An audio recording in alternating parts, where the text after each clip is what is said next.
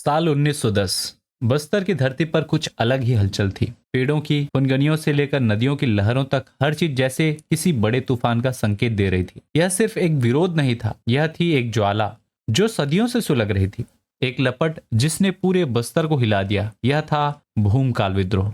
British हुकूमत की दमनकारी नीतियां, स्थानीय राजाओं की उपेक्षा, जंगलों से आदिवासियों का निष्कासन और अनगिनत अन्याय। यह विद्रोह कोई अचानक भड़की आग नहीं थी, बल्कि यह चिंगारी वर्षों से धधक रही थी। बस्तर के वीर सपूतों ने तय कर लिया कि अब और नहीं। अब हमारी जमीन, हमारा सम्मान और हमारी पहचान छीनी नहीं जा सकती है। और फिर गूंज उठा बस्तर का युद्ध घोष। जंगलों में गूंज उठी भूमकाल की हुंकार। हेलो एवरीवन, नमस्कार, वेलकम टू मंक ट्यूटोरियल। दोस्तों, देखिए, भूमकाल विद्रोह को समझने से पहले हम लोग समझते हैं काकतीय वंश में ये भूमकाल विद्रोह का पृष्ठभूमि। देखिए, इसके लिए सबसे पहले हम महिपाल देव में आते हैं। महिपाल देव के दो पुत्र होते हैं। एक पुत्र का नाम रहता है भूपाल देव और दूसरे पुत्र का नाम रहता है दलगंजन सिंह। भूपाल देव का शासनकाल रहता है 1842 से लेकर 1853 तक। इसके पश्चात भूपाल देव के पुत्र होते हैं भैरम देव। इनका शासनकाल रहता है 1853 से लेकर 1891 तक। और दलगंजन सिंह के पुत्र होते हैं लाला कालिंद्र सिंह। ध्यान दीजिएगा, लाला कालिंद्र सिंह जो है वो भैरम देव के चचेरे भाई हैं। इसके बाद भैरम देव की दो पत्नियां होती हैं। एक पत्नी का नाम है जुगराज कुंवर देवी और दूसरी पत्नी का नाम है सुवर्ण कुंवर देवी।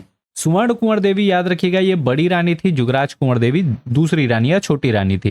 सुवर्ण कुंवर देवी की कोई संतान नहीं थी, ठीक है। और जुगराज कुंवर देवी के पुत्र होते हैं रुद्र प्रताप देव। ये चीजें मैं आपको इससे पहले वाले सेशन में बताया था। आपका जो काकतीय वंश भाग 4 है उसमें हम लोगों ने इसके बारे में डिस्कस किया था।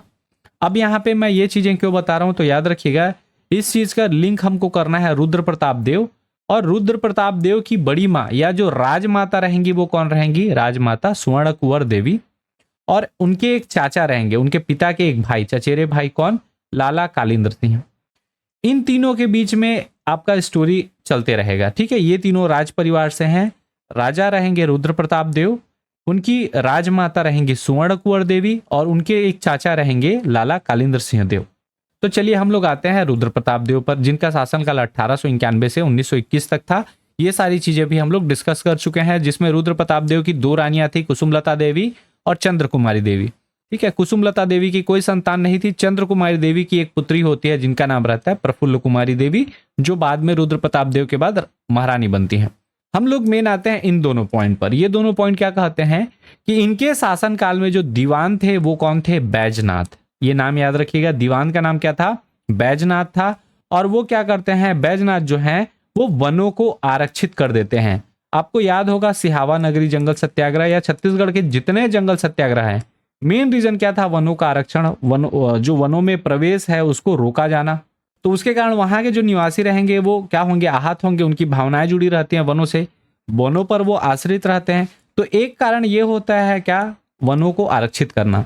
इसके कारण ही इनके शासनकाल में, जो रुद्र प्रताप देव रहते हैं उनके शासनकाल में 1910 में गुंडाधुर के नेतृत्व में क्या होता है? बस्तर का भूमकाल विद्रोह होता है। अब ये भूमकाल विद्रोह का थोड़ा सा मैं आपको समरी पहले बता देता हूं। भूमकाल विद्रोह में हमको जानना क्या है, इसके बाद विस्तार से सारी चीजों को समझेंगे। पहला चीज, जो भूमकाल विद्रोह हुआ था ये 1910 में हुआ था। और इस भूमकाल का अर्थ क्या होता है? तो याद रखिएगा, भूमकाल का अर्थ होता है भूमि का कंपन या फिर भूकंप। और इसको एक और नाम से जाना जाता है, इस भूमकाल विद्रोह को बस्तर विद्रोह के नाम से भी जाना जाता है। क्लियर है? इसमें एक नारा दिया गया था। भूमकाल विद्रोह का मुख्य नारा जो था वो था बस्तर बस्तर वासियों का है। ये नारा किस विद्रोह के तहत दिया गया था? तो याद रखिएगा, बस्तर बस्तर वासियों का है नारा भूमकाल विद्रोह के समय दिया गया था। और भूमकाल जब विद्रोह हुआ तो इस समय शासक कौन थे? रुद्र प्रताप देव थे, जैसा कि मैं पहले आपको बताया। इस भूमकाल विद्रोह के नेतृत्वकर्ता कौन थे अगर पूछा जाए तो याद रखिएगा, छत्तीसगढ़ के तात्या टोपे कहे जाने वाले वीर गुंडाधुर। और ये वीर गुंडाधुर जो थे ये नेता नार के जमींदार थे। तो भूमकाल विद्रोह का नेता सीधा सीधा पूछ लिया जाता है, कौन थे? वीर गुंडाधुर थे। इनके नाम से खेल के क्षेत्र में राज्य अलंकरण पुरस्कार भी दिया जाता है। तो ये कहाँ के जमींदार थे अगर पूछा जाए तो? नेता नार के जमींदार। अब भूमकाल विद्रोह में बहुत सारे सहयोगी मिलेंगे। एक जगह में नहीं हुआ है भूमकाल विद्रोह, याद रखिएगा पूरे बस्तर अंचल में होगा। और आज की कहानी में हम उस सब चीजों को समझेंगे। तो इसमें मुख्य सहयोगी कौन कौन थे? तो याद रखिएगा, हुंगा माझी, आयतू माझी, इसके अलावा राजमाता स्वर्ण कुंवर देवी, लाला कालिंद्र सिंह, कुंवर बहादुर और बहुत सारे नाम मिलेंगे। वो नाम धीरे धीरे मैं आपको बताते चलूंगा। लेकिन एग्जाम में इतने नाम एटलीस्ट आपको याद रहना चाहिए। गुंडाधुर के सहयोगी में हुंगा माझी और आयतू माझी, इसके अलावा राजमाता स्वर्ण कुंवर, लाला कालिंद्र सिंह और कुंवर बहादुर। मैं आपको पहले ही बताया रुद्र प्रताप देव के समय दीवान कौन थे, तो दीवान का नाम था बैजनाथ पांडा, जिन्होंने वनों को आरक्षित कर दिया था। इसके अलावा ये जो विद्रोह होता है, इस विद्रोह के लिए जो पुलिस की मुखबिरी है वो कौन करते हैं, ये भी पूछ लिया जाता है। तो पुलिस से मुखबिरी करते हैं सोनू माझी। और इस विद्रोह के दमनकर्ता कौन रहते हैं, तो याद रखिएगा कैप्टन गियर जो रहते हैं वो इस भूमकाल विद्रोह के दमनकर्ता रहते हैं। क्लियर है। इस विद्रोह में प्रतीक चिन्ह क्या था? नॉर्मली अलग अलग विद्रोह में अलग अलग प्रतीक चिन्ह रहते हैं और प्रतीक चिन्ह से क्वेश्चन बनते हैं। तो याद रखिएगा भूमकाल विद्रोह में एक ही प्रतीक चिन्ह आपको देखने को नहीं मिलेगा, इसमें अलग अलग आपको प्रतीक चिन्ह देखने को मिलेंगे। ठीक है, तो प्रतीक चिन्ह जाने से पहले मैं आपको थोड़ा सा बता दूं, इसमें मुख्य पात्र जो हम लोग जाने, पहला कौन रहेंगे, तो हमारे शासक रुद्र प्रताप देव। इस विद्रोह के नेतृत्वकर्ता गुंडाधुर, उनके सहयोगी में राजमाता सुवर्ण कुंवर, लाला कालिंद्र सिंह, कुंवर बहादुर, दीवान बैजनाथ पांडा, सोनू माझी जो मुखबिरी करेंगे और दमनकर्ता कैप्टन गियर। इतने नाम एटलीस्ट आपको भूमकाल विद्रोह के याद रहने चाहिए। और मैं बात कर रहा था प्रतीक चिन्ह की, तो याद रखिएगा इसके प्रतीक चिन्ह में आम वृक्ष की टहनी, इसके अलावा लाल मिर्च, धनुष बाण, भाले और मिट्टी के ढेले जो रहते हैं, कुल मिलाकर जो हाथ में आया वो प्रतीक चिन्ह बना लेते थे। अलग अलग क्षेत्रों में अलग अलग प्रतीक चिन्ह, जैसे कहीं आम वृक्ष है तो वहां आम वृक्ष की टहनी को प्रतीक चिन्ह बना लिए। अगर वहां आम का वृक्ष नहीं था उस क्षेत्र में, लाल मिर्च को बना लिए। अगर उनके पास लाल मिर्च भी नहीं था तो धनुष बाण पकड़े हैं, जो धनुष बाण पकड़े वही प्रतीक चिन्ह बन गया। जो भाला पकड़े हैं, भाला भी प्रतीक चिन्ह बन गया। अगर गांव के निवासी, उस क्षेत्र के जो आदिवासी थे, अगर वो उन्होंने कुछ भी नहीं पकड़ा तो माटी के ढेले को भी वो क्या कर लेते थे, प्रतीक चिन्ह बना लेते थे विद्रोह का। और प्रतीक चिन्ह का काम क्या रहता था, एक जगह से दूसरे जगह लेकर संदेश पहुंचाना। क्लियर है। तो ये भूमकाल विद्रोह का एक सारांश था, हम लोगों ने ओवरव्यू जाना इसके बारे में। अब चलिए स्टार्ट करते हैं हमारे बस्तर विद्रोह या फिर भूमकाल विद्रोह या फिर भूमि का कंपन, इससे स्टार्ट करेंगे। तो भूमकाल विद्रोह कब हुआ था आपसे अगर पूछा जाए तो याद रखिएगा भूमकाल विद्रोह 1910 में हुआ था। कहां हुआ था, तो बस्तर क्षेत्र में हुआ था। अब भूमकाल विद्रोह की से जुड़ी सारी बातें हम लोग विस्तार से अब समझते हैं। सबसे पहले समझते हैं भूमकाल का अर्थ क्या होता है। तो याद रखिएगा भूमकाल जो शब्द है, इस भूमकाल शब्द का अर्थ होता है भूमि का कंपन या फिर भूकंप। और यह विद्रोह बस्तर के आदिवासियों के लिए ब्रिटिश हुकूमत के खिलाफ एक बड़ा संघर्ष था। इसकी तुलना याद रखिएगा, जो बस्तर का विद्रोह है या भूमकाल विद्रोह है, इसकी तुलना भारत छोड़ो आंदोलन से की जाती है। मतलब उतना विकराल रूप में हुआ था बस्तर क्षेत्र में। क्लियर है।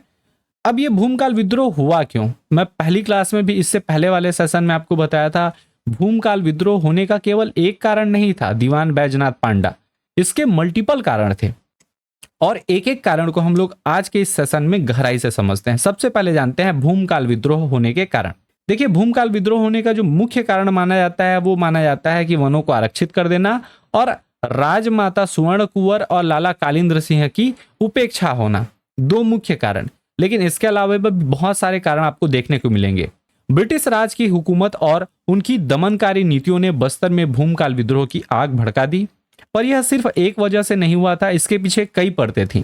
सत्ता का सौदा, अर्थात अंग्रेजों ने राजा रुद्र प्रताप देव को सत्ता सौंप तो दी, लेकिन पारंपरिक काकतीय वंश को दीवान बनने से रोक दिया। यह राजमहल के भीतर ही असंतोष की चिंगारी थी। अब आप बोलेंगे पारंपरिक काकतीय वंश को दीवान बनने से, तो यहाँ दीवान बनने की इच्छा किसकी थी, लाला कालिंद्र की थी, जो रुद्र प्रताप देव के क्या थे, चाचा थे। तो उनको दीवान बनने से रोक दिया।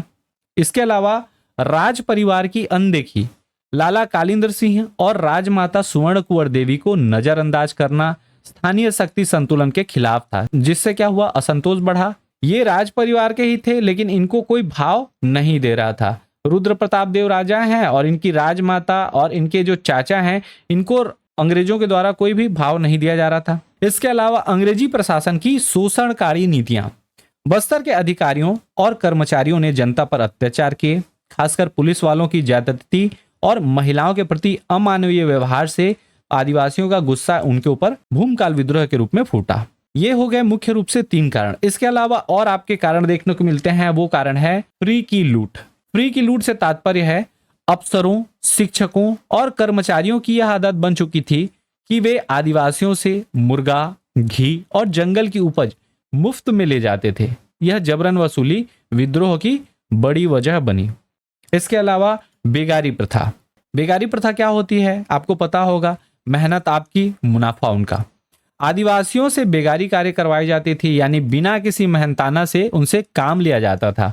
ऊपर से अगर मजदूरी मिलती भी थी तो वो कैसी रहती थी, बेहद कम मजदूरी देते थे।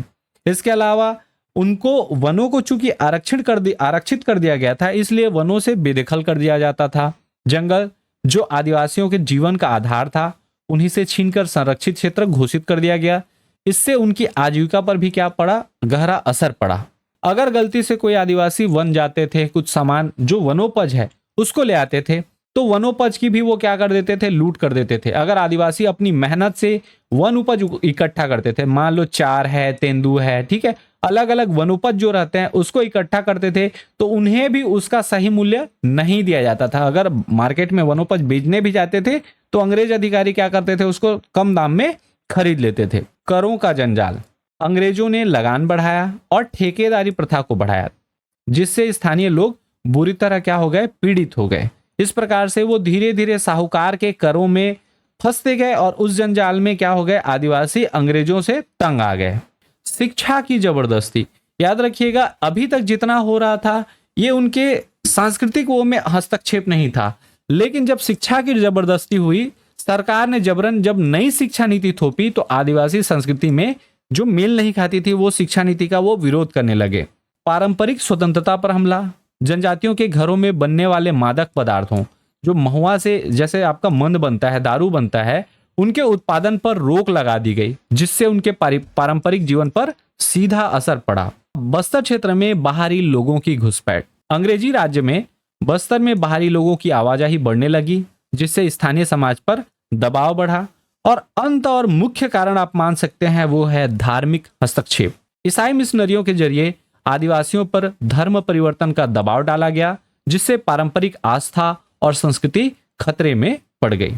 कुल मिलाकर इसके कारणों का अगर निष्कर्ष बताएं तो ये क्या था, ये तमाम वजहें थी जो एक दूसरे से जुड़ी हुई थी और मिलकर एक विस्फोट माहौल तैयार कर रही थी। अंग्रेजी शासन की दमनकारी नीतियां, प्रशासन की लूट और स्थानीय परंपराओं पर हमलों ने आदिवासियों को हथियार उठाने के लिए मजबूर कर दिया। यही कारण था कि बस्तर में भूमकाल विद्रोह की ज्वाला धधक उठी। अब समझते हैं भूमकाल विद्रोह होने का तिथि कब था, इसकी घोषणा कैसे हुई, इसका नेतृत्वकर्ता कैसे चुना गया। तो इसका पॉइंट अगला मिलेगा, भूमकाल विद्रोह की घोषणा और नेतृत्व। ये बात है 1909 की। अक्टूबर 1909 में दशहरे के अवसर पर ताड़ोकी में राजमाता सुवर्ण कुंवर और दीवान लाला कालिंद्र सिंह ने आदिवासियों को अंग्रेजों के विरुद्ध सशस्त्र क्रांति के लिए प्रेरित किया। ताड़ोकी में आपको बता दूं वर्तमान नारायणपुर में मिलेगा और ये एक जगह का नाम है। इस जगह पे मीटिंग होता है कब, दशहरे के अवसर पर। अक्टूबर 1909 में दशहरे के अवसर पर ताड़ोकी में एक गुप्त मीटिंग होता है, जिसमें राजमाता सुवर्ण कुंवर देवी और दीवान लाला कालिंद्र सिंह आदिवासियों को अंग्रेजों के विरुद्ध सशस्त्र क्रांति के लिए क्या करते हैं, प्रेरित करते हैं। इस सभा में लाला कालिंद्र सिंह ने नेतानार के जमींदार वीर गुंडाधुर को विद्रोह का नेता बनाया तथा प्रत्येक परगने से एक एक बहादुर को विद्रोह के संचालन हेतु नियुक्त किया। कुल 10 अलग अलग नेता बनाए गए थे, लेकिन मुख्य नेता बनाया गया था किसको, वीर गुंडाधुर को। याद रखिएगा, वीर गुंडाधुर के अलावा और कितने नेता थे, तो 10 अलग अलग नेता आपको मिलेंगे, 10 अलग अलग परगने से, जिसको मैं आगे की स्लाइड में बताऊंगा। तो ताड़ोकी में ही नेतानार के जमींदार वीर गुंडाधुर को क्या बना दिया गया, इस भूमकाल विद्रोह के संचालन के लिए भूमकाल विद्रोह का नेतृत्वकर्ता बना दिया गया। क्लियर है। इसके पश्चात आदिवासी समुदाय ने बस्तर बस्तर वासियों का है ये नारा बुलंद किया, और यहीं से नारा आता है बस्तर बस्तर वासियों का है। किस विद्रोह में ये नारा दिया गया था, तो भूमकाल विद्रोह। कौन सी सभा में नारा दिया गया था, तो ताड़ो की सभा। क्लियर है। इसके पश्चात अलनार के आदिवासियों ने हम युद्ध करेंगे का उद्घोष किया, और यह घटना कब की थी, 1909, अक्टूबर 1909। इसके बाद कुछ महीने बीत जाते हैं, अक्टूबर के बाद नवंबर जाता है, दिसंबर जाता है, अब आती है बात जनवरी 1910 की। इसके पश्चात जनवरी 1910 में ताड़ोकी में पुनः गुप्त सम्मेलन हुआ, जहां क्रांतिकारियों ने बस्तर की अस्मिता की रक्षा हेतु प्राण न्यौछावर करने की शपथ ली। ये जनवरी 1910 में ये क्या कर रहे हैं, जितने आदिवासी थे वो यहाँ पे शपथ ले रहे हैं कि हम लोग भूमकाल विद्रोह को सफल बनाने के लिए अपना जन धन सब अर्पित कर देंगे। क्लियर है? तो जितना आपको जगह में बताया, पहला चीज ताड़ोकी बताया, दूसरा नेतानार बताया। इनको मैं मैप के माध्यम से आपको थोड़ा बताना चाहूंगा। ठीक है, यह है हमारा जगदलपुर और यहाँ पे है आपका ताड़ोकी। यहाँ पे होता है क्या, 1900 अक्टूबर 1909 में मीटिंग, जिसमें राजमाता सुवर्ण कुंवर देवी और लाला कालिंद्र सिंह जो हैं, ये आदिवासियों को अंग्रेजों के विरुद्ध सशस्त्र क्रांति के लिए क्या करते हैं, प्रेरित करते हैं। और यहाँ पे है एक जगह नेतानार। इस नेतानार के जमींदार रहते हैं कौन, वीर गुंडाधुर। वीर गुंडाधुर को ताड़ोकी सभा में क्या कर लिया जाता है, भूमकाल विद्रोह का नेता चुन लिया जाता है। यहां तक क्लियर है? अब हम लोग आगे चलते हैं टाइमलाइन में। विद्रोह का विस्फोट 1 फरवरी से 10 फरवरी तक आपको देखने को मिलेगा। 1 फरवरी 1910 से लेकर 10 फरवरी 1910 तक। याद रखिएगा, सबसे पहली बार आपका जनवरी में हुआ है, जनवरी 1910 में ताड़ोकी में। अब 1 तारीख से स्टार्ट हो जाएगा फरवरी में। 1 फरवरी को गीदम में आदिवासी विद्रोहियों ने पंडा बैजनाथ, आपको पता होगा दीवान, ये दीवान थे। पंडा बैजनाथ कौन थे, दीवान। सबसे पहले तो दीवान क्या किया था, वनों को आरक्षित कर दिया था। तो बैजनाथ पंडा या फिर पंडा बैजनाथ और राजगुरु, जो राजगुरु थे अर्थात रुद्र प्रताप देव के राजा के जो गुरु थे, उनके ठिकानों पर हमला कर दिया। क्योंकि यही क्या कर रहे थे, राजा को बुद्धि दे रहे थे। रुद्र प्रताप देव इनका सहयोग नहीं कर रहे थे। वास्तव में ये रुद्र प्रताप देव के विरुद्ध विद्रोह नहीं था, ये विद्रोह था अंग्रेजों के विरुद्ध। भूमकाल विद्रोह कभी राजा के विरुद्ध नहीं हुआ था, भूमकाल विद्रोह हुआ था अंग्रेजों के विरुद्ध, आदिवासियों के द्वारा। तो दीवान जो था वो अंग्रेज चुनते थे, तो दीवान को और राजगुरु को, इन दोनों के ठिकानों पर क्या कर दिए, हमला कर दिए। यहां हमला हुआ था, पर्सनल था, इसको विद्रोह का हिस्सा नहीं मानते। लेकिन याद रखिएगा, विद्रोह का स्टार्टिंग पॉइंट यही है। इसके पश्चात 2 फरवरी को पुष्पाल में बाजार को लूट लेते हैं। आदिवासी क्या करते हैं, बाजार लूट लेते हैं और जो पाठशालाएं रहती हैं पुष्पाल में, उन पाठशालाओं तथा झोपड़ियों को आग लगा देते हैं। और ये मोस्ट इंपॉर्टेंट फैक्ट है, वो याद रखिएगा। पुष्पाल बाजार की लूट, पुष्पाल बाजार की लूट कब हुई थी, एज इट इज, सीधा टू दी पॉइंट क्वेश्चन में आपको पूछ लिया जाता है 2 फरवरी। या आपको पूछा जाए भूमकाल विद्रोह का शुरुआत कब से माना जाता है, तो कब से माना जाता है, 2 फरवरी 1910 से भूमकाल विद्रोह का शुरुआत पुष्पाल बाजार की लूट से माना जाता है। लेकिन इससे पहले पर्सनल अटैक हुआ था दीवान और राजगुरु के ऊपर। तो ये बातें भी याद रखिएगा। 1 तारीख को गीदम में आदिवासी क्या करते हैं, बैजनाथ पंडा और राजगुरु के ठिकानों पर हमला करते हैं। 2 तारीख को पुष्पाल बाजार को लूट लेते हैं, पुष्पाल के पाठशालाओं और झोपड़ियों को आग लगा देते हैं। इसके पश्चात 3 फरवरी का डेट आता है। 3 फरवरी को चिंगपाल में लाला कालिंद्र सिंह ने जनता से आह्वान किया कि वे ब्रिटिश सरकार पर आक्रमण करें तथा पुलिस थानों और वन विभाग के कार्यालयों को जला दें। ध्यान रखिएगा, ये जलाने का आइडिया कहां से आया था, तो 2 तारीख को झोपड़ी में पाठशाला में आग लगाए थे, वहीं से आइडिया आया था। तो चिंगपाल में लाला कालिंद्र सिंह क्या करते हैं, जनता से आह्वान करते हैं कि पुलिस थाने को, वन विभाग के कार्यालय को, जो भी ब्रिटिश का रहेगा उनको सबको जला दें। इसके पश्चात 4 फरवरी को कूकानार में बाजार लूट लिया गया। फिर से बाजार लूट हो रहा है पुष्पाल के बाद। अब 4 तारीख को कूकानार में बाजार लूट लिया गया और व्यापारी नुरसब खां की हत्या कर पुलिस चौकी को क्या कर दिया गया, जला दिया गया। अब जलाने के लिए यहां पहले से लाला कालिंद्र सिंह आर्डर दे चुके हैं, फरमान जारी कर चुके हैं, जनता से आह्वान किए हैं कि पुलिस थाने को जला दो। तो 4 फरवरी को 3 को आह्वान किए, 4 को पुलिस थाने को जला दिए। साथ ही नुरसब खां जो व्यापारी थे, उनको लूटते समय उनकी हत्या भी कर दी। अब 4 फरवरी को बाजार लूट लिए। 5 फरवरी को अगेन करंजी में बाजार लूटेंगे। ठीक है, 2 फरवरी, 4 फरवरी और 5 फरवरी 3 बाजारों की लूट हो चुकी है। 2 जगह आग लग चुकी है, एक पुष्पाल में और दूसरा आपका चिंगपाल में। क्लियर है? इसके बाद डेट आता है 6 फरवरी का। 6 फरवरी को एग्जैक्टली भूमकाल का जो विद्रोह है, ये उसका प्रमुख दिन माना जाता है, क्योंकि यहीं से पूरे बस्तर में खुलेआम विद्रोह छेड़ दिया गया। 6 तारीख के बाद से आपको बस्तर में बहुत सारी घटनाएं देखने को मिलेंगी। फिर से मैं इसको एक बार आपको मैप के माध्यम से समझा देता हूं। ये सारे पॉइंट जो आपको मैं पॉइंट बताया, आपको पता होगा ताड़ोकी सभा में पहली सभा हुई थी अक्टूबर 1909 में। हम लोग फरवरी से आते हैं। 1 फरवरी को क्या हुआ, सबसे पहली बार गीदम में आदिवासी विद्रोहियों ने क्या किया, बैजनाथ पांडा और राजगुरु को यहाँ इस गीदम में क्या किया, उन दोनों के ठिकानों पर हमला किया। इसके पश्चात 2 फरवरी को यहाँ पे है कोंडा गांव में पुष्पाल, इस पुष्पाल बाजार को लूट लिया गया और यहाँ की जो पाठशालाएं रहेंगी, झोपड़ियां रहेंगी, उनको आग लगा दिया गया। क्लियर है। इसके बाद 3 फरवरी को चिंगपाल में लाला कालिंद्र सिंह ने यहाँ पे जनता को आह्वान किया और कहा कि जितने भी ब्रिटिश सरकार के कार्यालय हैं, उनके पुलिस थाने हैं, वन विभाग हैं, उन सबको आग लगा दो। 1 फरवरी का, ये 2 फरवरी, ये 3 फरवरी। उसके बाद 4 फरवरी को क्या होता है, 4 फरवरी को आता है आपका कूकानार। इस कूकानार में भी बाजार लूट लिया जाता है। पुष्पाल में बाजार लूटे हैं, कूकानार में भी बाजार लूट लिए।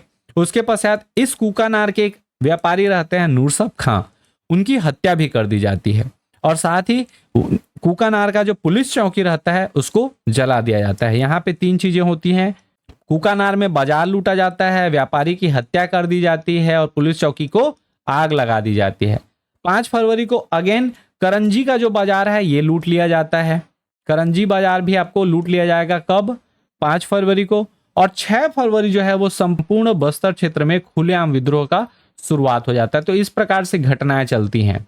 ठीक है, पहली होगी आपकी 1 फरवरी को गीदम में, दूसरा पुष्पाल बाजार, तीसरा चिंगपाल, चौथा कूकानार और 5वां करंजी। ये चीज क्लियर है। चलिए 6 फरवरी तक हम लोगों ने देख लिया। 6 फरवरी में पूरे इस बस्तर क्षेत्र में ये आपका विद्रोह जो है वो फैल चुका है। 6 फरवरी तक खुलेआम अब विद्रोह चालू होंगे। अब पहुंचते हैं हम लोग अगले डेट में। अगला हमारा डेट है 7 फरवरी का।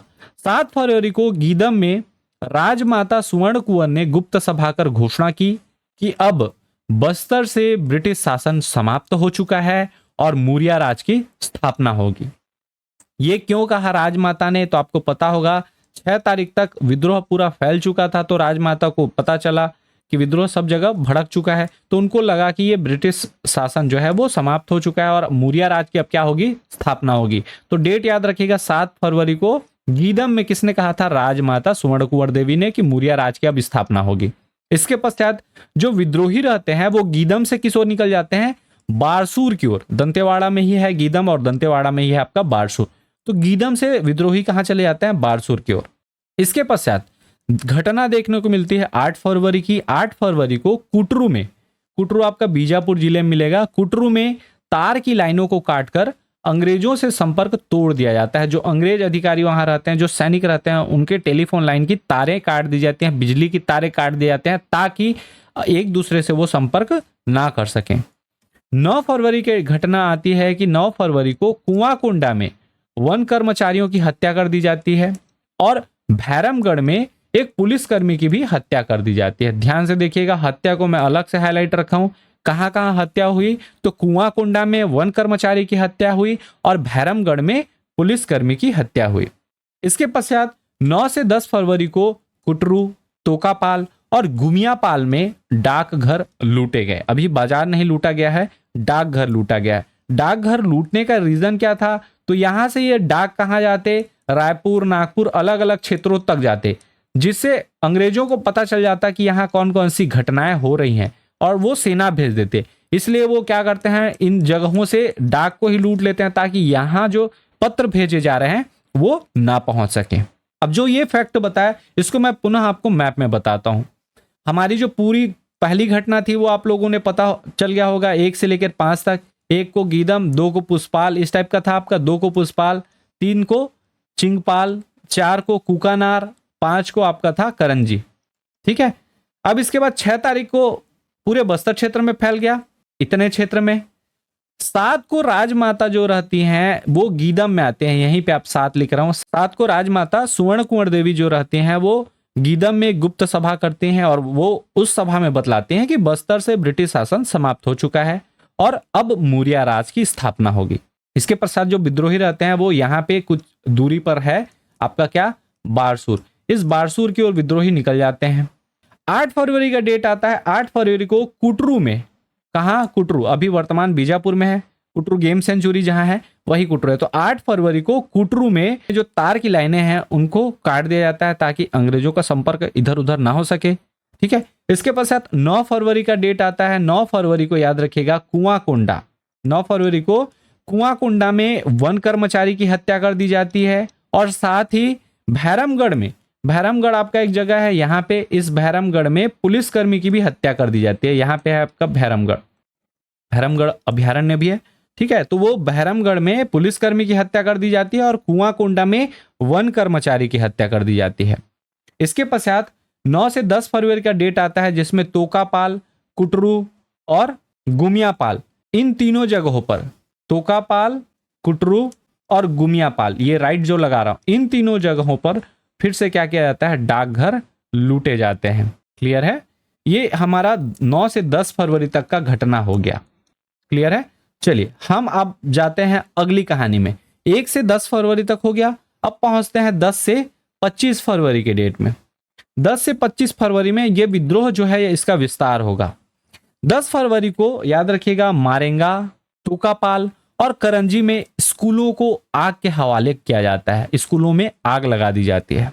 इसके पश्चात 12 फरवरी को केसकाल में कैप्टन गेयर और कैप्टन ड्यूक को विद्रोहियों ने 4 दिनों तक घेर रखा था। केसकाल आपको पता होगा कोंडागांव जिले में है। 13 फरवरी को गीदम में स्कूलों को आग के हवाले कर दिया गया। अब देखिए पहले यहाँ इन तीनों जगह अलग अलग स्कूल थे, गीदम में भी स्कूल को आग के हवाले कर दिए। इसके पश्चात 16 फरवरी को इंद्रावती नदी पार करते समय व्यापारियों को लूटा गया तथा गुंडाधुर और हुंगामाजी के दलों और अंग्रेज अधिकारी जो गेयर हैं उनकी अंग्रेजी सेना के बीच खड़क घाट का युद्ध हुआ। तो अगर पूछा जाए गुंडाधुर वर्सेस कैप्टन गेयर कौन सा युद्ध है, तो खड़क घाट का युद्ध, ठीक है। और ये कहां हुआ था, तो बस्तर में एक जगह है आसना, आसना गांव के समीप हुआ था ये युद्ध, ठीक है, जिसमें गेयर ने विश्वासघात कर आदिवासियों को गोली मार दी। लेकिन इसमें गुंडाधुर यहां बच निकले। गुंडाधुर की यहां मृत्यु नहीं होती, हुंगामाजी की मृत्यु हो जाती है। और ये युद्ध कहलाता है खड़क घाट का युद्ध। किनके बीच हुआ था, तो गुंडाधुर और कैप्टन गेयर के बीच हुआ था। कब हुआ था, तो 16 फरवरी। खड़क घाट का युद्ध कब हुआ था, 16 फरवरी को हुआ था। क्लियर है। इसके पश्चात डेट आता है 22 फरवरी का। 22 फरवरी को जगदलपुर में लाला कालिंदर सिंह और उनके 17 विद्रोही नेताओं को क्या कर लिया जाता है, गिरफ्तार कर लिया जाता है। ये डेट है 22 फरवरी। अब हमारे लाला कालिंदर सिंह क्या हो चुके हैं, गिरफ्तार हो चुके हैं। क्लियर है। जगदलपुर में ही ये गिरफ्तार होंगे। अब ये जो घटना मैं आपको बताया 10, 12, 13 और 16 और 22, 10 फरवरी को मारेंगा तोकापाल करंजी, 12 को केसकाल, 13 को गीदम में, 16 को आपका आसना के पास और 22 को जगदलपुर में। इन सभी घटनाओं को मैं फिर से एक बार मैप में आपको बताता हूं क्या क्या हुआ था। तो ये हमारे जगह हैं, ठीक है। सबसे पहले 10 फरवरी की अगर बात करें तो 10 फरवरी क्या हुआ था, मारेंगा, तोकापाल और करंजी, ये 3 जगह, मारेंगा, करंजी और तोकापाल, इन तीनों जगहों पर स्कूल को आग के हवाले कर दिया जाता है। इसके पश्चात केसकाल, ये वाला जो जगह है केसकाल, यहां पे गेयर और ड्यूक की सेना को विद्रोही 4 दिन के लिए रोक देते हैं ताकि यहां विद्रोह हो रहा है, इधर विद्रोह इधर हो रहा है, इस क्षेत्र में क्या हो सके, वो लोग आ ना सके। इसलिए 4 दिन तक अंग्रेज अधिकारी ड्यूक और गेयर को विद्रोही रोक देते हैं केसकाल के पास ही। ये हो गया आपका 12 फरवरी का घटना। इसके पश्चात 13 फरवरी को क्या होता है, आपका गीदम जो है, इस गीदम में स्कूलों को आग के हवाले कर दिया जाता है। अब ध्यान से देखेंगे तो यहाँ जितने गोल गोल कर रहा हूं ये स्कूल आग के हवाले हो चुके हैं। मारेंगा, करंजी, तोकापाल और गीदम, इनके स्कूल अलग अलग दिनों में आग के हवाले हो चुके हैं। ये तीनों एक ही दिन हुए हैं।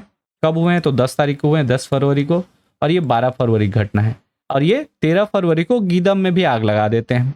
इसके पश्चात डेट आता है 16 फरवरी का। 16 फरवरी को यहाँ पे है आसना। इस आसना के पास इंद्रावती नदी को पार करने के समय व्यापारियों को लूट लिया जाता है। उसके बाद अंग्रेज आते हैं तो अंग्रेजों से आसना के पास होता है युद्ध, खड़क घाट का युद्ध। खड़क घाट का युद्ध, आसना गांव है वहां पे होता है खड़क घाट का युद्ध या खड़क घाट, ठीक है। इस खड़क घाट के युद्ध में कौन कौन युद्ध करते हैं, तो याद रखिएगा आपके वीर गुंडाधुर और उनके सहयोगी रहते हैं हुंगा माझी और अंग्रेजों में रहते हैं गेयर।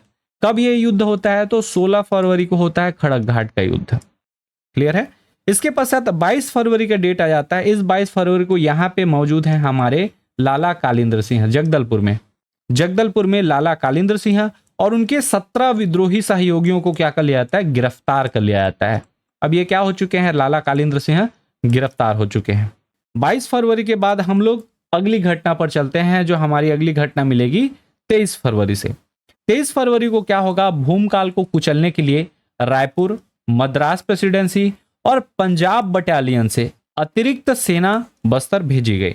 आपको याद होगा 16 फरवरी को युद्ध हुआ था।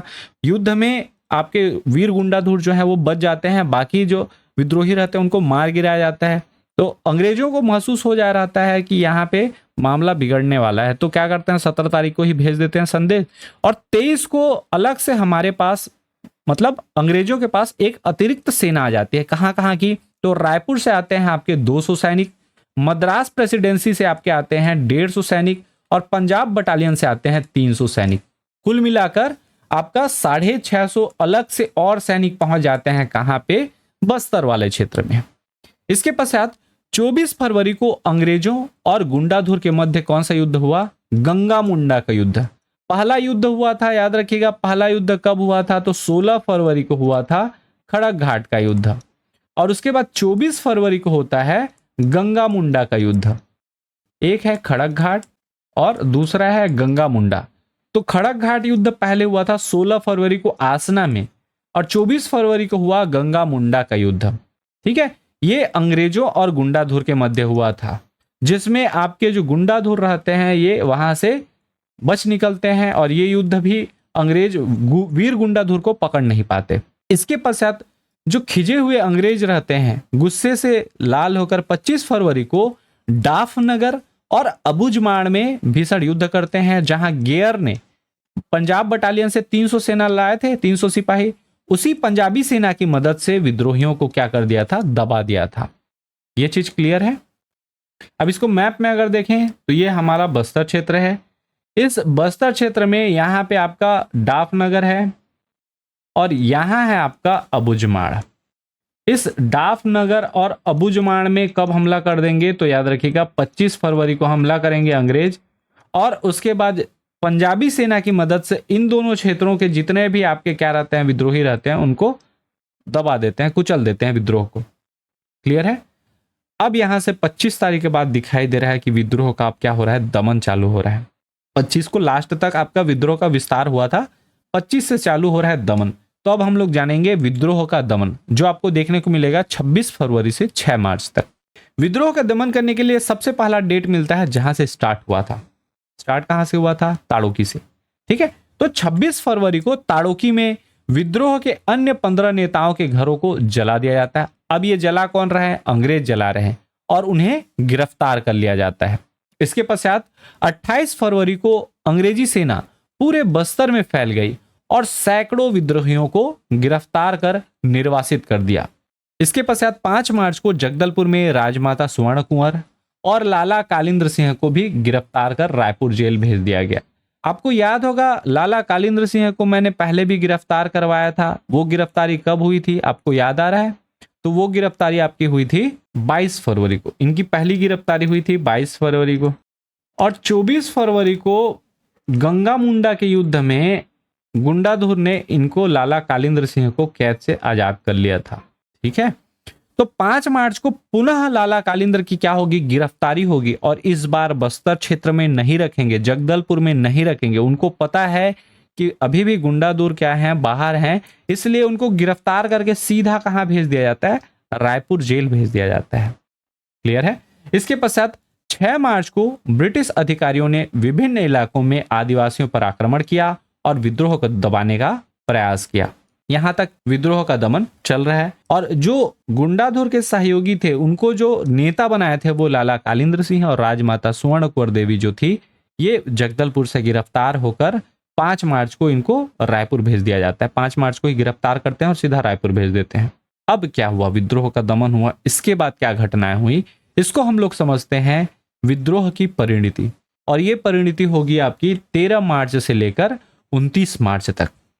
इस घटना में आपको देखने को क्या मिलेगा, 13 मार्च को जगदलपुर में विद्रोहियों के खिलाफ मुकदमे शुरू होंगे, और ये मुकदमे 28 अप्रैल 1910 तक चलेंगे, जिसमें सबको कठोर सजाएं ही सुनाई जाएंगी। जाहिर सी बात है, अंग्रेजों को क्या ही फर्क पड़ता है। ठीक है, तो एकदम कठिन आपकी यातनाएं दी जाएंगी, कठोर सजाएं सुनाई जाएंगी। इसके पश्चात 25 मार्च को 13 मार्च को जगदलपुर में मुकदमा चालू हुआ है, याद रखिएगा। 25 मार्च को गुंडाधुर के नेतृत्व में 600 माड़िया सैनिकों ने गेयर की सेना पर क्या कर दिया, हमला कर दिया। किस लिए हमला किया? क्योंकि यहाँ जो विद्रोही हैं जिनको गिरफ्तार किया गया है उनको आजाद करना था, इसलिए 600 माड़िया आदिवासियों की सैनिकों की सेना लेकर गेयर की सेना के ऊपर हमला कर देते हैं। कुछ को क्या कर लेते हैं, बचा भी लेते हैं, और उनको बचा कर क्या ले आते हैं, अपने पास ले आते हैं जहां जहां हमला किए। इसके बाद आपको सबको पता है कि गेयर क्या होंगे, उसके बाद गुस्से से आग बबूला हो जाएंगे। अब गेयर के पास अंग्रेजों वाला तरीका अपनाते हैं, फूट डालो और शासन करो। अर्थात 26 मार्च को अलनार में गुंडाधुर के सहयोगी सोनू मांझी से मिलते हैं, ठीक है, और सोनू मांझी को पैसे का लोभ देकर, प्रलोभन देकर अपनी ओर मिला लेते हैं, और सोनू मांझी क्या करते हैं, विश्वासघात कर देते हैं और अंग्रेजों से जा मिलते हैं। गेयर ने इनको मिला लिया था, तो ये अब कैसे पकड़वाएंगे? तो गेयर इनको बोलते हैं कि एक काम करो, तुम अच्छे से सबको दारू पिलाओ। अब जब दारू के नशे में सब क्या रहेंगे, चूर रहेंगे, तो हम उनको पकड़ने के लिए आएंगे। और ऐसा ही होता है। 29 मार्च को सोनू मांझी ने विश्वासघात कर विद्रोहियों को, जो आदिवासी विद्रोह कर रहते हैं, विद्रोहियों को नशे में धुत करवा दिया, और अंग्रेजों ने नशे में धुत आदिवासियों पर हमला कर सैकड़ों को मौत के घाट उतार दिया। लेकिन हमारे गुंडाधुर जो थे वो किसी तरह यहां से भी क्या हो गए, बच के निकल गए। तो यहां से हमको गुंडाधुर जी के बारे में कोई जानकारी नहीं मिलती। इनको कहा जाता है छत्तीसगढ़ का तात्या टोपे। अभी तक ना तो पकड़े गए हैं ना कुछ हुआ है। क्लियर है? इस विद्रोह के बाद की और घटनाएं देखते हैं। तो इस विद्रोह के बाद की क्या घटनाएं मिलेंगी? सन 1910 तक अंग्रेजों ने बस्तर में पूरी तरह से सैन्य बल तैनात कर विद्रोह को दबा दिया। अभी मार्च की घटना चल रही थी, मार्च 29 मार्च तक, ठीक है। तो पूरे साल भर क्या किए, सेना वहां सैन्य बल तैनात रखे। 1910 में कोई विद्रोह और नहीं हुआ। उसके बाद सैन्य बल को इधर उधर हटा दिए। अब इस विद्रोह में जो नेतृत्वकर्ता माने जा रहे थे, कौन? एक नेतृत्वकर्ता आपके हैं लाला कालिंद्र सिंह। इनकी 1916 में मृत्यु हो जाती है। और कहाँ मृत्यु होती है? तो याद रखिएगा, एलिचपुर में। एलिचपुर कहाँ है? तो नागपुर से 175 मील दूर है। महाराष्ट्र में ही नागपुर से 175 मील दूर एलिचपुर में इनकी मृत्यु हो जाती है। किनकी? लाला कालिंद्र सिंह की। कब? निर्वासन के दौरान, मतलब यहां से निकाल दिया गया था। क्लियर है? इस विद्रोह की असफलता के कारण क्या थे? इस विद्रोह की असफलता के मुख्य कारणों में से सबसे पहला कारण था यहाँ के राजा रुद्र प्रताप देव और कांकेर के राजा कोमल देव, दोनों ने इस विद्रोह को समर्थन नहीं दिया। वो अंग्रेजों का विरोध कर सकते थे, अगर राजा समर्थन में आते तो और जनता इनका सपोर्ट करती, इस विद्रोह को और जनता का सपोर्ट मिलता। लेकिन काकतीय वंश के राजा रुद्र प्रताप देव और कांकेर के राजा कोमल देव ने इस विद्रोह का समर्थन नहीं किया। उसके कारण ये एक असफलता हो गई। दूसरा, अंग्रेजों की मजबूत क्या थी? सैन्य शक्ति थी और रणनीति थी। हम लोग देखते हैं कि आदिवासी जो विद्रोह होते हैं उसमें हर क्षेत्र में अलग अलग नेता हैं, और उनके बीच तालमेल का क्या रहता था? अभाव रहता था, रणनीति का अभाव रहता था। साथ ही वो बटे बटे थे। जबकि अंग्रेजों में क्या था? एक केंद्रीय नेतृत्व था। उसके कारण उनकी सैन्य शक्ति और उनकी रणनीति आदिवासियों की तुलना में क्या थी? अधिक थी। इसके अलावा अंग्रेजों के पास आधुनिक क्या थे? हथियार थे, जो युद्ध में उनको क्या करते थे? जीत दिलाते थे। और आदिवासियों के पास तीर धनुष, भाले इस टाइप के मिलेंगे। इसके अलावा आदिवासियों के खेमे से क्या हुआ? तो आदिवासियों के खेमे में आंतरिक गुटबाजी और मुखबिरी सबसे बड़ा कारण आप मान सकते हैं ये विद्रोह दबाने का। सोनू मांझी वो व्यक्ति थे जिन्होंने मुखबिरी की, जिन्होंने भूमकाल विद्रोह के जो व्यक्ति थे, विद्रोही थे, उनकी पीठ पर छुरा भोगने का काम किया था सोनू मांझी ने। अब इस भूमकाल विद्रोह का महत्व समझ लेते हैं। इस भूमकाल विद्रोह का क्या महत्व था हमारे इतिहास में? तो 1910 का भूमकाल विद्रोह बस्तर के आदिवासियों द्वारा अपने अस्तित्व, आत्मसम्मान और स्वशासन के लिए लड़ा गया एक ऐतिहासिक संग्राम था। यह विद्रोह अंग्रेजों के दमनकारी नीतियों का जवाब था और आदिवासी समाज के लिए एक प्रेरणा स्रोत बना, और आगे चलकर स्वतंत्रता संग्राम का एक महत्वपूर्ण प्रेरणादायक अध्याय भी बन गया। विद्रोह के कारण ब्रिटिश हुकूमत को बस्तर के दीवान जो बैजनाथ पांडा थे उनको हटाकर कैप्टन जेम्स को दीवान नियुक्त करना पड़ा। हालांकि विद्रोह जो था वो सफल नहीं हुआ। लेकिन इससे बस्तर के आदिवासियों में आत्मसम्मान और स्वतंत्रता की भावना को प्रज्वलित किया गया। अब सारांश में जो घटनाएं हुई हैं मैं उनको एक बार थोड़ा सा आपको मैं विजुअलाइज करा दूं। ये हमारा तब का छत्तीसगढ़ था 1910 का, ठीक है। ये सेंट्रल प्रोविंस था। इस सेंट्रल प्रोविंस में ये वाला जो क्षेत्र था ये था हमारा बस्तर रियासत। बस्तर रियासत की अगर हम लोग बात करें तो इसमें आपको क्या जानने को मिलेगा, बस्तर रियासत में ये जो क्षेत्र थे ये अलग अलग क्षेत्र जहां से विद्रोह हुआ और घटनाएं आपको देखने को मिलती हैं। आप चाहें तो इसका स्क्रीनशॉट ले सकते हैं, आप चाहें तो ये इमेज का पीडीएफ आपको टेलीग्राम ग्रुप में भी मिल जाएगा। इमेज का पीडीएफ मिलेगा, कंप्लीट नोट्स का पीडीएफ नहीं मिलेगा। इससे आपको मोटा मोटा आइडिया हो जाएगा अगर आप पढ़ते हैं तो लिंक करने में कि कहाँ कहाँ क्या क्या घटनाएं हुई थी। क्लियर है। इसके बाद मैं आपको एक चीज और बताया था, एक डेटा जो बताया था वो क्या था, 1916 का लाला जो कालिंद्र हैं उनकी नागपुर से 175 मील दूर, ये है 175 मील, और कहां से, नागपुर से। इस नागपुर से 175 मील दूर एलिचपुर में इनके क्या हो जाती है, मृत्यु हो जाती है निर्वासन के दौरान। मतलब ये जो छत्तीसगढ़ क्षेत्र था यहां से देखिए कितना दूर में उनको निर्वासित किया गया था। आपको स्टार्टिंग में मैं एक चीज बताया था कि अलग अलग नेता चुने गए थे, जैसे अंतागढ़ क्षेत्र से आयतू महारा थे, जगदलपुर क्षेत्र से सीताराम महारा, बस्तर क्षेत्र से जोगी, इंद्रावती घाटी से रोड़ापेड़ा, कोंडागांव में भागी, दंतेवाड़ा में डिंडा और कटारी मासा, बारसूर क्षेत्र से कोरिया माझी, बीजापुर से रामनाथ सिंह, सुकमा से बोड़की बोरी और दनिया, और कोंटा से धनीराम हलबा। ये सभी पर्टिकुलर उस अलग अलग क्षेत्र के क्या थे, विद्रोही नेता थे। जिसको किसने चुना था तो याद रखिएगा लाला कालिंद्र सिंह ने। कहां पे जो चुना था तो ताड़ों की सभा जो हुई थी, याद है, अक्टूबर आपके 1909 में। उसी अक्टूबर 1909 के ताड़ों की सभा में इन सभी नेताओं को अलग अलग क्षेत्र में विद्रोह करने के लिए चुना गया था, और विद्रोह के मुख्य नेता या नेतृत्वकर्ता माना गया था नेतानार के जमींदार वीर गुंडाधुर को। यह चीज क्लियर है। अब इसको एक थोड़ा सा क्विक रिवीजन देख लें। भूमकाल विद्रोह, इस भूमकाल का अर्थ क्या होता है तो भूमि का कंपन या भूकंप। इसका एक और अन्य नाम है बस्तर विद्रोह। इसका नारा कौन सा नारा दिया गया था तो बस्तर बस्तर वासियों का है। इसमें शासक थे रुद्र प्रताप देव, नेतृत्वकर्ता थे गुंडाधुर जो कि नेतानार के जमींदार थे।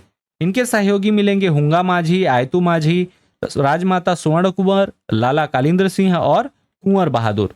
और दीवान रहेंगे तत्कालीन समय में बैजनाथ पांडा, मुखबिरी करेंगे सोनू माझी, दमन करता रहेंगे कैप्टन गियर। ये सभी पात्र एक बार फिर से देखें तो रुद्र प्रताप देव, गुंडाधुर जो कि नेतृत्व करता है, राजमाता स्वर्ण कुंवर देवी, लाला कालिंद्र सिंह, कुंवर बहादुर, दीवान बैजनाथ पांडा, मुखबिर सोनू माझी और दमनकर्ता कैप्टन गियर।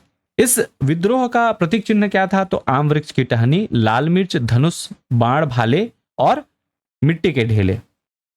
बहुत सारे आपको आंकड़े देखने को मिल गए, अलग अलग डेट देखने को मिल गया। और आप यहां तक हैं तो मैं आपको थोड़ा सा क्विक रिवीजन उसका भी करा दूं। ये थोड़ा ज्यादा ही क्विक रिवीजन रहेगा, ठीक है। पहला चीज याद रखिएगा, भूमकाल विद्रोह में कहां की सभा से भूमकाल विद्रोह का पृष्ठभूमि माना जाता है तो ताड़ों की सभा। ये एग्जाम में पूछा गया है। ताड़ों की सभा से ही लाला कालिंद्र सिंह ने गुंडाधुर को क्रांति का क्या बनाया था, नेता बनाया था। और गुंडाधुर को याद रखिएगा छत्तीसगढ़ का क्या कहा जाता है, तात्या टोपे कहा जाता है। गुंडाधुर के नाम से ही राज्य खेल अलंकरण पुरस्कार भी दिया जाता है। खेल के क्षेत्र में राज्य अलंकरण पुरस्कार दिया जाता है। कुछ डेट आपको मैं बता दूं जो बहुत इंपॉर्टेंट है। पहला चीज, भूमकाल विद्रोह की शुरुआत कब से मानी जाती है तो 2 फरवरी, पुष्पाल बाजार की लूट से विद्रोह प्रारंभ माना जाता है। और एग्जाम में कईयों बार पूछा गया है। अगर आप एमसीक्यू या फिर ऑब्जेक्टिव सॉल्व करते हैं तो आपको पता चल जाएगा कि ये कितना इंपॉर्टेंट डेट है। इसके बाद 3 विद्रोह, जो 3 अलग अलग लूट है मैं वो बता रहा हूँ। 2 फरवरी के बाद 4 फरवरी को होता है कुकानार बाजार की लूट। इसके बाद 5 फरवरी को होता है करंजी बाजार की लूट। 7 फरवरी को गीदम में गुप्त सभा होती है जहां राजमाता सुवर्ण कुंवर जो रहती हैं वो कहती हैं कि आपका अंग्रेजी सत्ता समाप्त हो चुका है, अब मौर्य राज की घोषणा होगी। इसके पश्चात 9 फरवरी को बस्तर ग्राम के पास ही तार लाइन को काट दिया जाता है। बेसिकली ये कहाँ काटा जाता है तो खुटरू में काटा जाता है। 16 फरवरी को होता है अंग्रेजों और हुंगा माझी के मध्य खड़क घाट का युद्ध। 24 फरवरी को होता है अंग्रेजों और गुंडाधुर के मध्य गंगा मुंडा का युद्ध। 5 मार्च को लाला कालिंद्र सिंह और राजमाता स्वर्ण कुंवर देवी की गिरफ्तारी होती है और इनको गिरफ्तार कर रायपुर जेल भेज दिया जाता है। कौन सा जेल भेजेंगे, रायपुर जेल, क्योंकि पहले भी गिरफ्तारी हुई थी और ये इनको छुड़ा लिया जाता था। अंतिम डेट आता है 29 मार्च। इस दिन सभी विद्रोहों को गिरफ्तार कर लिया जाता है, परंतु गुंडाधुर वहां से फरार हो जाते हैं। और उसके बाद वीर गुंडाधुर के बारे में कोई उल्लेख हमको नहीं प्राप्त होता। आशा है भूमकाल का ये जो विद्रोह है ये आपको समझ आ गया होगा। अगर आप चैनल में नए हैं तो चैनल सब्सक्राइब करें। मिलते हैं बहुत जल्द अगली वीडियो में, तब तक के लिए जय हिंद, जय भारत, वंदे मातरम।